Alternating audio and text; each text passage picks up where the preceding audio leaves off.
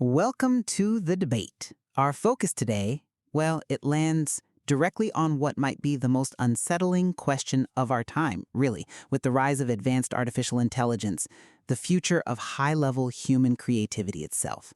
The source material we're looking at, it draws from cognitive science, philosophy, neurology, and it forces us to confront whether AI can truly transcend its engineered nature to replicate that essential spark of human ingenuity. That really is the crux of it.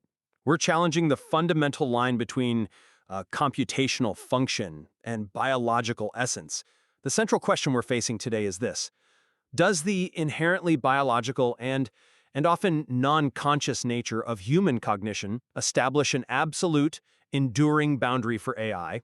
Or can AI's engineered architecture achieve equivalent, maybe even superior creative outcomes? And I'll be arguing that the biological foundation provides, well, philosophical and operational constraints that AI, as we know it, simply cannot breach.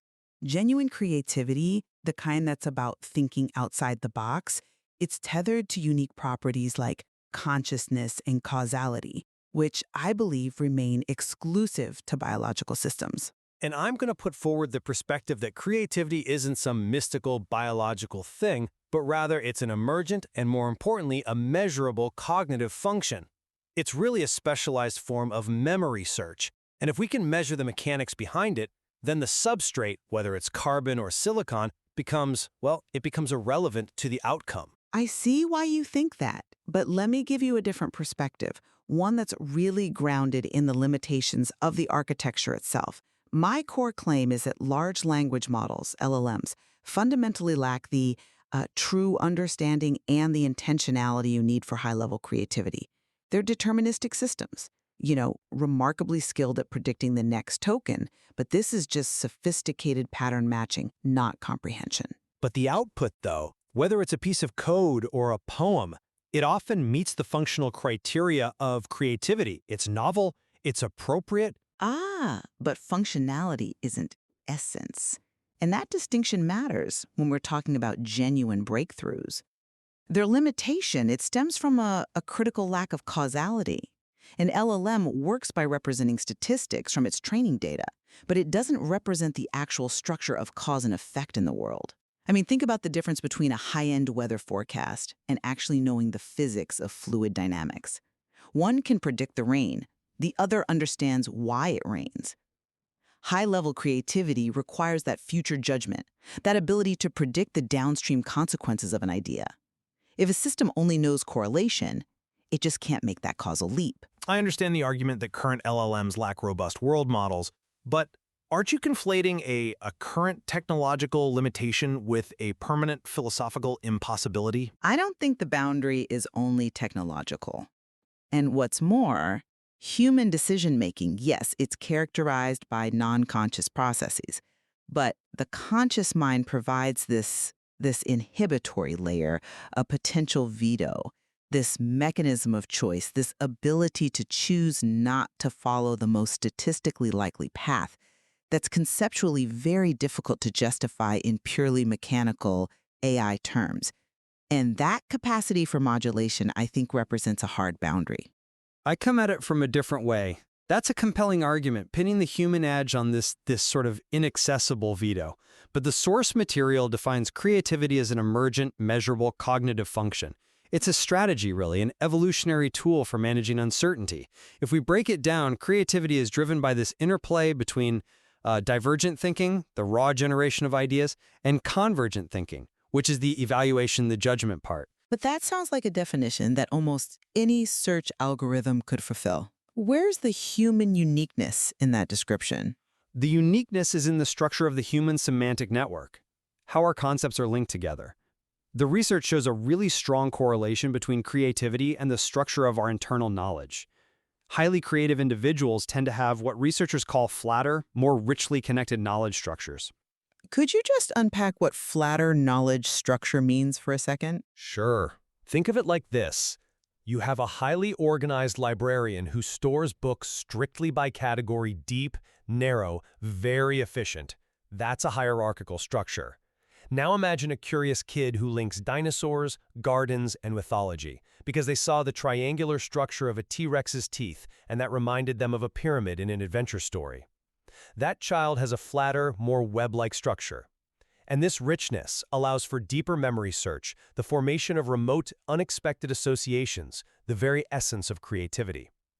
And because this structure is measurable, we can engineer AI systems to have this kind of flexible, non-hierarchical knowledge structure.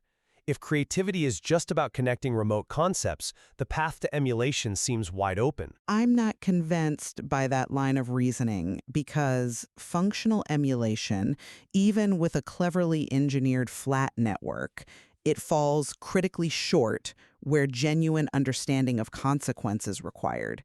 Your model explains the generation of novel associations, but not the judgment you need for high-level creative decisions.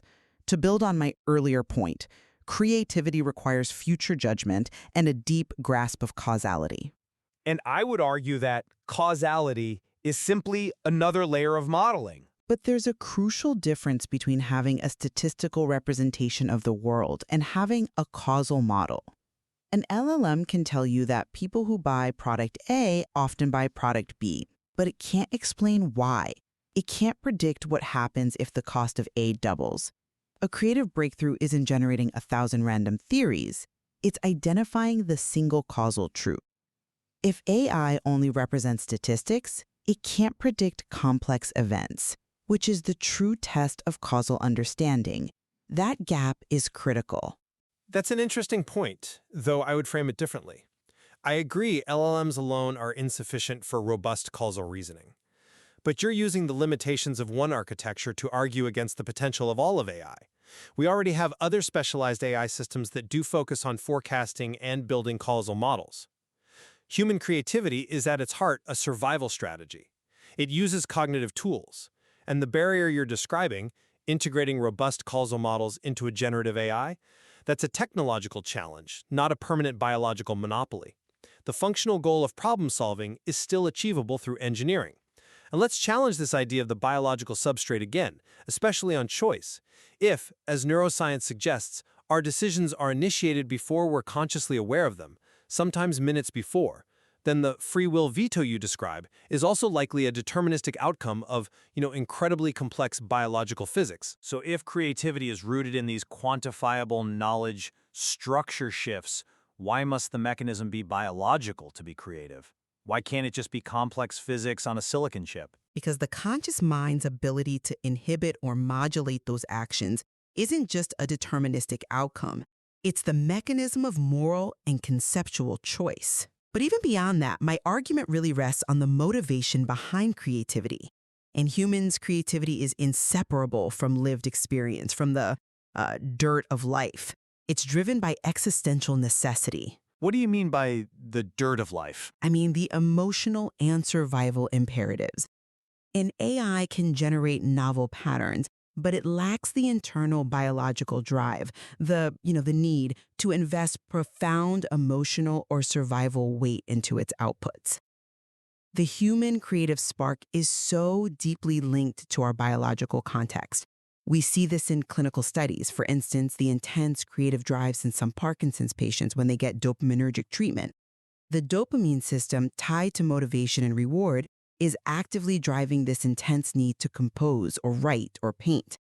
This shows how high-level creativity is inextricably linked to our survival mechanisms.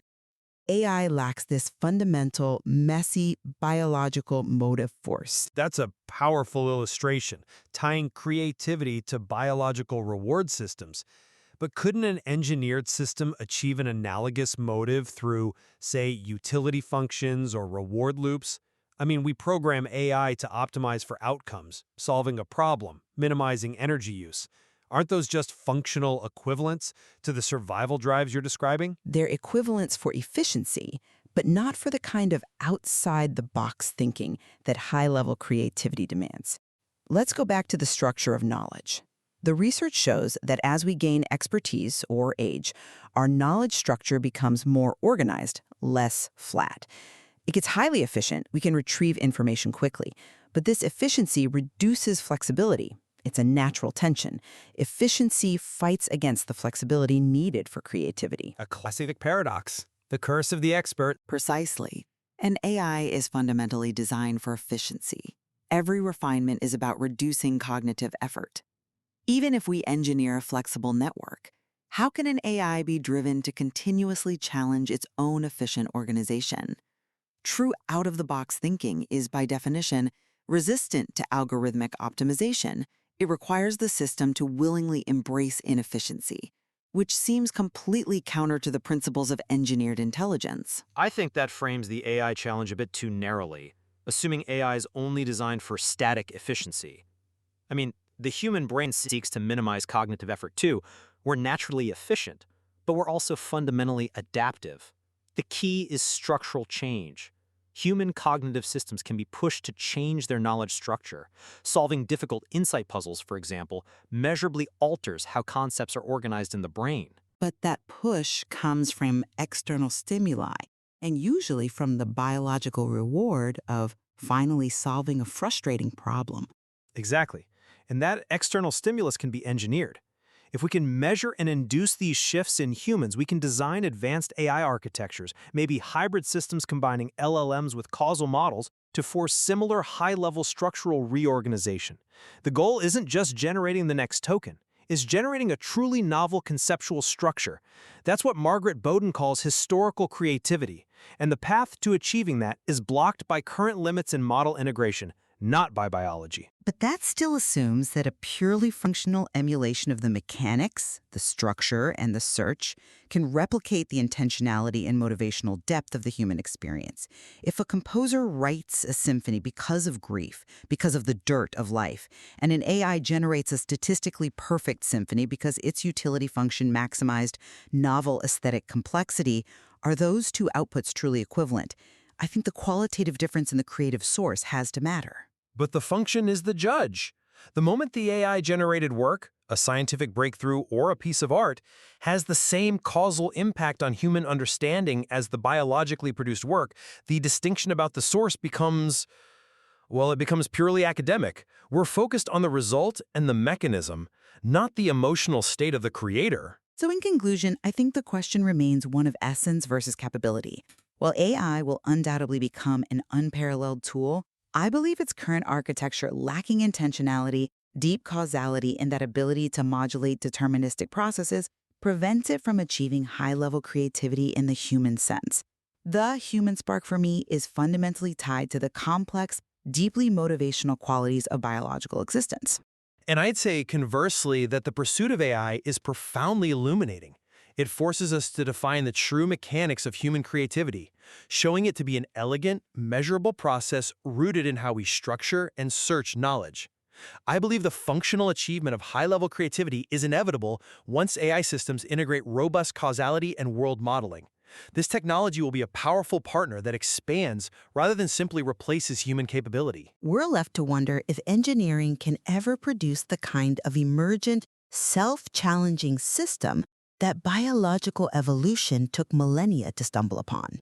And whether that biological necessity is truly a barrier or just the first model we've had to understand the profound mechanics that allow intelligence, in any form, to innovate.